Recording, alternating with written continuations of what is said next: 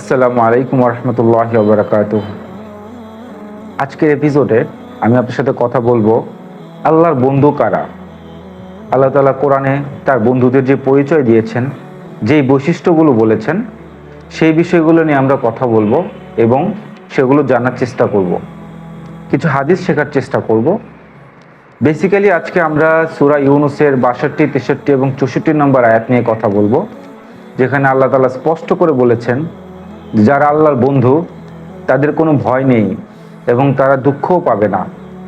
তো আল্লাহর বন্ধু কারা সেটা আমরা জানবো আজকের ভিডিওতে। কারণ আমরা যদি আল্লাহর বন্ধু হতে পারি তাহলে আমরা ইহকালে এবং পরকালে সফল কাম হতে পারবো, আমরা সফলতা পাবো। তো আজকে আমি কথা বলবো সূরা ইউনূসের ৬২ নম্বর আয়াত, ৬৩ এবং ৬৪, এই তিনটা আয়াত যেগুলো একটা টপিকে কথা বলে এবং আয়াতগুলো খুবই ছোট ছোট। চলুন শুরু করা যাক।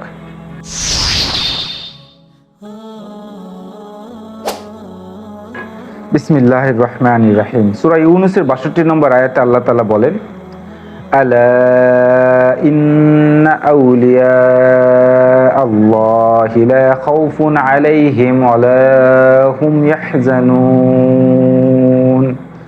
এর অর্থ হচ্ছে সাবধান, নিঃসন্দেহে আল্লাহর বন্ধুদের কোনো ভয় নেই এবং তারা দুঃখও পাবে না। আল্লাযীনা আমানু ওয়া কানু ইয়াত্তাকুন, যারা ঈমান এনেছে এবং আল্লাহকে ভয় করেছে, অর্থাৎ তাকওয়া অবলম্বন করেছে।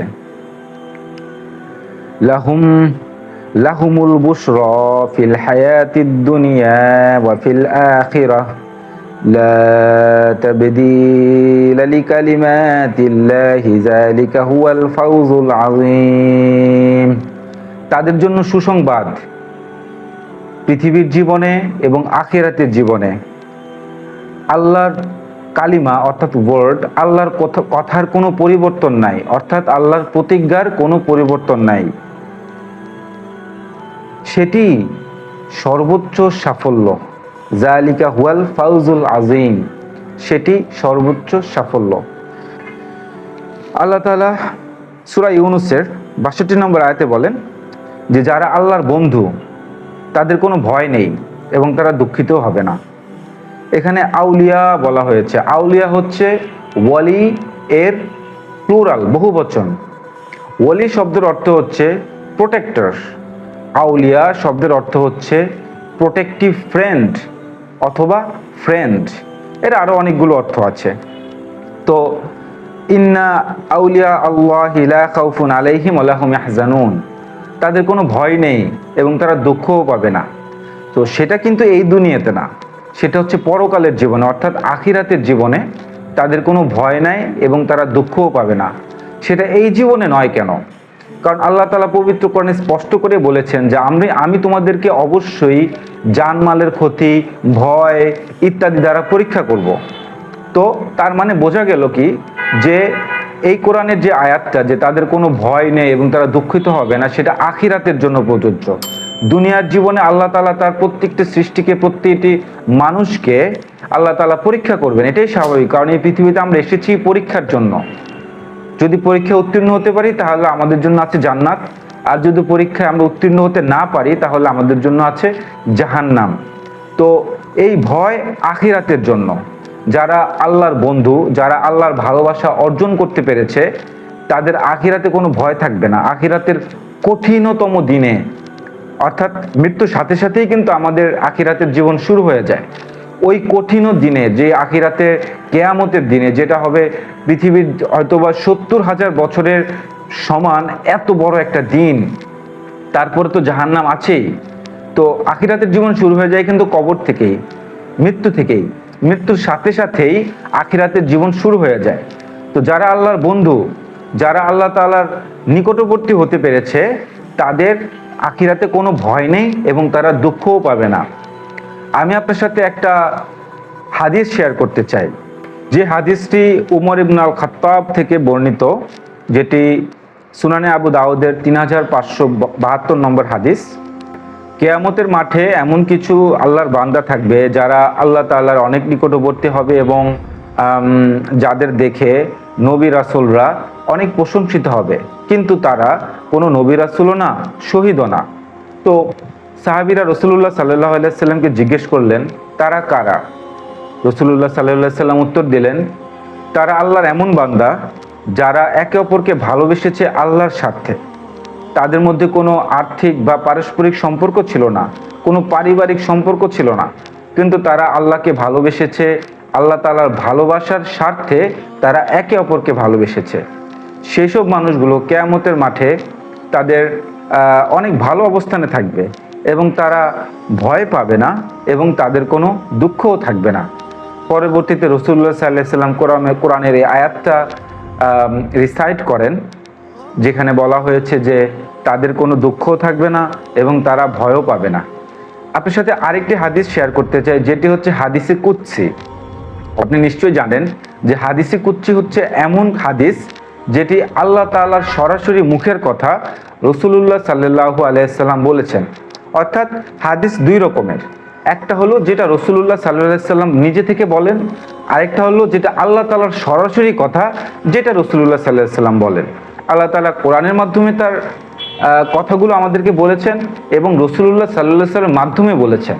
তো রাসূলুল্লাহ সাল্লাল্লাহু আলাইহি ওয়াসাল্লামের মাধ্যমে আল্লাহ তাআলা নিজে সরাসরি যে কথাগুলো বলেন, যেগুলো আল্লাহর কথা, সেগুলোই হচ্ছে হাদিসে কুদসি।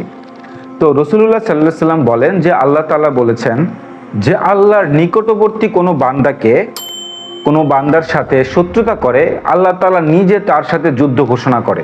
অর্থাৎ আল্লাহর ওলি, আল্লাহর বন্ধু, আল্লাহর কাছের কোনো বান্দার সাথে যে শত্রুতা করে, আল্লাহ নিজে তার সাথে যুদ্ধ ঘোষণা করে। আল্লাহর বান্দারা আল্লাহর কাছাকাছি হয় বা আল্লাহর প্রিয় হয় কিভাবে? আল্লাহ তাআলার যে ফরজগুলো আল্লাহ তাআলা দিয়েছেন, যেমন নামাজ পড়া, রোজা রাখা, সামর্থ্য থাকলে হজ করা, জাকাত দেয়া, যে এই ফরজগুলো পালন করে, সেই আল্লাহ তাআলার সবচেয়ে প্রিয়।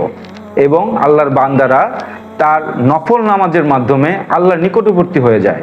যখন তারা বেশি বেশি নফল নামাজ পড়তে শুরু করে, তখন আল্লাহ তাআলা তাদেরকে ভালোবাসতে শুরু করে। যখন আল্লাহ তাআলা তাদেরকে ভালোবাসে, তখন আল্লাহ তাদের চোখ হয়ে যায়, যে চোখ দিয়ে তারা দেখে, তাদের হাত হয়ে যায়, যে হাত দিয়ে তারা ধরে, তাদের পা হয়ে যায়, যে পা দিয়ে তারা হাঁটে। এই কথার অর্থ হচ্ছে যে যখন আপনি আল্লাহকে ভালোবাসবেন বা আল্লাহর প্রিয় হবেন, তখন আপনি চোখ দিয়ে কোনো বাজে জিনিস দেখবেন না, যেটা আল্লাহ তাআলা নিষেধ করেছেন। হাত দিয়ে কোনো বাজে জিনিস স্পর্শ করবেন না, কোনো খারাপ জিনিস স্পর্শ করবেন না, যেটা আল্লাহ নিষেধ করেছেন। পা দিয়ে এমন জায়গায় যাবেন না যেটা আল্লাহ তাআলা নিষেধ করেছেন। তখন সেই বান্দা যদি আল্লাহর কাছে কোনো কিছু চায়, তাহলে আল্লাহ অবশ্যই তাকে সেটা দিবেন। আর সে যদি আল্লাহর আশ্রয় চায়, আল্লাহ অবশ্যই তাকে আশ্রয় দিবেন। তো এই হাদিসটার মাধ্যমে আমরা বুঝতে পারলাম যে আল্লাহর নিকটবর্তী কিভাবে হওয়া যায়। প্রথম কথা হচ্ছে, আল্লাহর নিকটবর্তী হওয়ার জন্য আল্লাহ তাআলা যে ফরজগুলো মুসলমানদের উপর ফরজ করেছেন, সেগুলো পালন করতে হবে। যেমন সবার শুরুতেই কালেমা পড়ে মুসলমান হতে হবে, তারপরে নামাজ পড়তে হবে। এটা 5 ওয়াক্ত নামাজ আল্লাহ তাআলা ফরজ করেছেন, সেগুলোকে আদায় করতে হবে। তারপরে রমজান মাসে রোজা রাখতে হবে। তারপর সামর্থ্য থাকলে হজ জাকাত করতে হবে। যখন এই ফরজগুলো খুবই সিনসিয়ারিটির সাথে আল্লাহর কোনো বান্দা পালন করে, তখন আল্লাহ তাআলা আস্তে আস্তে তাকে পছন্দ করতে শুরু করেন। এরপর যখন সে এগুলো করার পরে বেশি বেশি নফল ইবাদত করা শুরু করে, তখন আস্তে আস্তে আল্লাহ তাআলা তাকে ভালোবাসতে শুরু করে দেন। সূরা ইউনূসের 63 নম্বর আয়াতে আল্লাহ তাআলা বলেন, যারা ঈমান আনে এবং তাকওয়ার সাথে চলে। ঠিক আছে, তো তাকওয়ার সাথে চলা কি? তাকওয়ার অনেকগুলো মিনিং আছে। তাকওয়ার কিছু মিনিং হচ্ছে গড ফিয়ার, অর্থাৎ আল্লাহকে ভয় করা, গড কনশাস, আল্লাহর ব্যাপারে সতর্ক থাকা, গড কনশাসনেস, অর্থাৎ আপনি এমন কোনো কাজ করবেন না যেটা আল্লাহ তাআলা অপছন্দ করবেন। এই সকল কাজ থেকে আপনি যখন নিজেকে দূরে রাখতে পারবেন, তখনই আপনি তাকওয়া অর্জন করতে পারবেন। অর্থাৎ প্রত্যেকটা কাজ করার আগে আপনি চিন্তা করবেন যে আমার এই কাজটা আল্লাহ তাআলা পছন্দ করছেন নাকি অপছন্দ করছেন। যদি আপনি এমন কোনো কাজ না করেন যেটা আল্লাহ তাআলা অপছন্দ করেন, তাহলে আপনি তাকওয়া অর্জন করতে পারলেন।